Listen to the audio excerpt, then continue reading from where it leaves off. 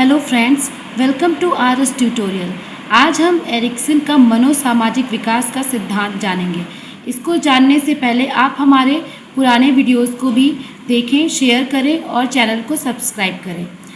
हम सबसे पहले जानने का प्रयास करेंगे कि एरिक्सन साहब का इसमें मेन पॉइंट क्या है। इसमें मेन पॉइंट है कि किसी भी व्यक्ति का विकास पूरे जीवन पर्यंत चलता है, पूरे लाइफ स्पैन तक उसका विकास चलता रहता है। मनोसामाजिक शब्द क्यों लिया गया है? मनोसामाजिक शब्द से मतलब है किसी भी व्यक्ति का व्यक्तिगत, सांस्कृतिक तथा सामाजिक विकास होना। इन सारे चीज़ों को मिला के ही मनोसामाजिक विकास कहा जाता है। अब एरिक्सन के मनोसामाजिक विकास के सिद्धांत में इन्होंने मेनली 8 चरण दिए हैं। 8 चरण में पूरे जीवन के क्या अवस्थाएं होती हैं, इन्होंने उसको बहुत ही अच्छे से डिस्क्राइब किया, जिसको मैंने एक चार्ट फॉर्म में तैयार किया है, जिससे आपको इसको सीखने में, समझने में बहुत ही आसानी होगी। हमारा सबसे पहला स्टेज है जो 0 से 1.5 साल तक या 1 साल, दोनों ही सही है, चलता है, जिसको हम शैशवावस्था कहते हैं। इसमें जो व्यक्ति की दशा होती है, विश्वास तथा अविश्वास की दशा होती है। मतलब जब बच्चा हमारा छोटा होता है तो वो अपने मदर से बहुत ही क्लोज़ होता है, अपनी फैमिली से क्लोज़ होता है, तो उसमें एक सुरक्षा की भावना का विश्वास जगता है।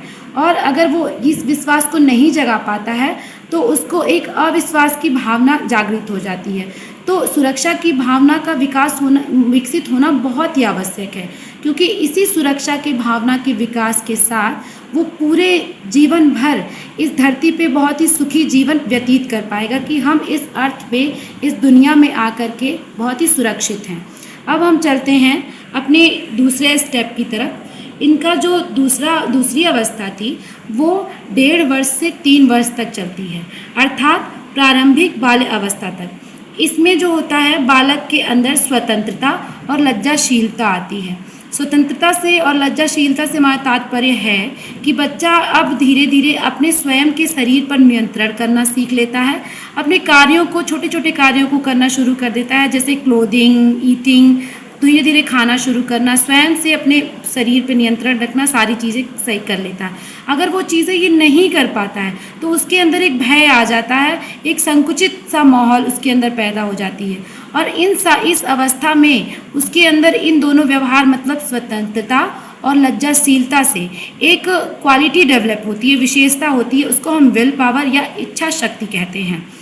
इसमें जो होता है, हमें प्रोटेक्टिव रहने की ज़रूरत है, मतलब गार्जियन को प्रोटेक्टिव रहने की ज़रूरत है, ना कि ओवर प्रोटेक्टिव होने से।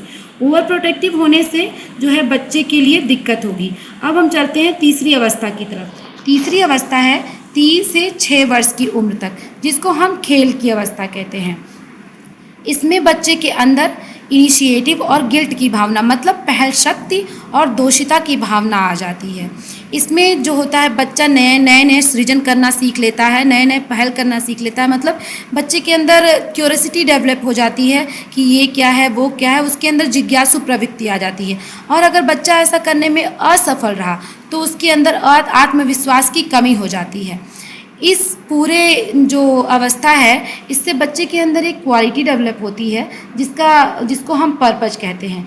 इस अवस्था में जो पेरेंट्स होते हैं उनको बच्चे को सुपरवाइज़ करना चाहिए, मतलब उनको देखते रहना चाहिए और उनको बीच में दखल नहीं देना चाहिए। बाद में वो क्या अच्छा कर रहे हैं, बुरा कर रहे हैं, उसको बताना चाहिए, लेकिन सुपरविजन में ज़रूर रखें। अब हम इसकी चौथी अवस्था को देखेंगे। इसकी चौथी अवस्था 6 साल से वयःसंधि तक चलती है। अब वयःसंधि क्या होती है? वयःसंधि को अंग्रेजी में प्यूबर्टी भी कहते हैं। वयःसंधि वह अवस्था होती है जो बच्चे को किशोरा अवस्था से बाल्यावस्था तक को जोड़ने वाली कड़ी होती है। इसको हम विद्यालय की अवस्था भी कहते हैं।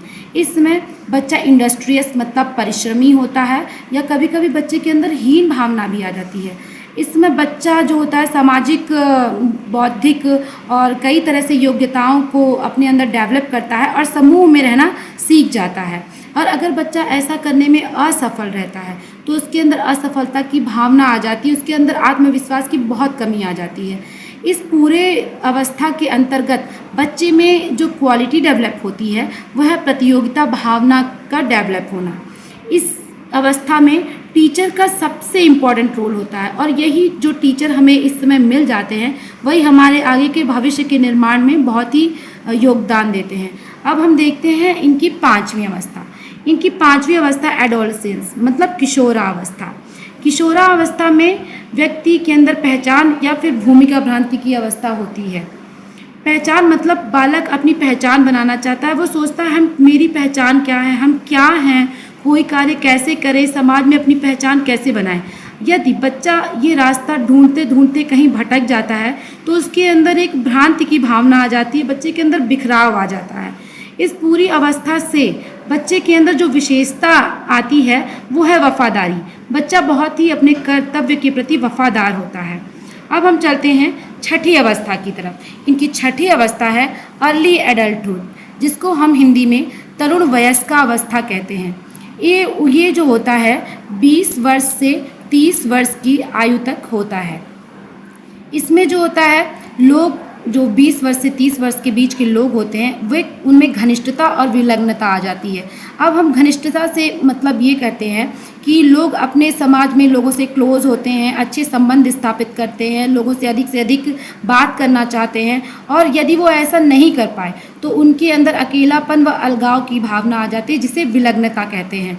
इस पूरी अवस्था में जो हमारे अंदर डेवलप होता है क्वालिटी, वो है प्यार, लव डेवलप होता है हमारे अंदर। इसके बाद हम चलते हैं सातवीं अवस्था की ओर। सातवीं अवस्था को हम कहते हैं मिडिल एडल्टहुड, मध्य वयस्का अवस्था। यह 40 साल से 50 साल की उम्र में व्यक्ति के अंदर जन्मात्मकता तथा स्थिरता आ जाता है।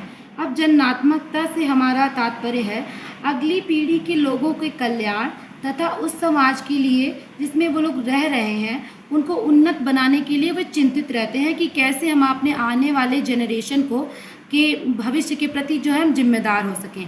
और यदि ऐसा व्यक्ति नहीं करता है तो वह स्वयं में रहता है, भविष्य के प्रति नहीं सोचता है, कोई इसको चिंता नहीं रहती कि हमारे आगे आने वाला जनरेशन क्या होगा। इस पूरी अवस्था में व्यक्ति के अंदर जो क्वालिटी डेवलप होती है वो है केयर मतलब लगाव। अब हम चलते हैं इसकी अंतिम अवस्था जो कि आठवीं अवस्था है लेट एडल्टहुड। 50 वर्ष से अधिक की आयु तक जो होता है लेट एडल्टहुड होता है। उसके अंदर होता है परिपक्वावस्था। इसमें व्यक्ति के अंदर इंटीग्रिटी या डिस्पेयर आता है। इंटीग्रिटी का मतलब होता है अहम पूर्णतया, डिस्पेयर का मतलब होता है निराशा। इसके अंदर व्यक्ति अपने पुराने जो अपने पास था उसको याद करता है, और याद करते हुए वो सोचता है कि हमारे जीवन कैसा था, हम अपने जीवन से संतुष्ट हैं या नहीं संतुष्ट हैं, उससे सुखी हैं या नहीं सुखी हैं।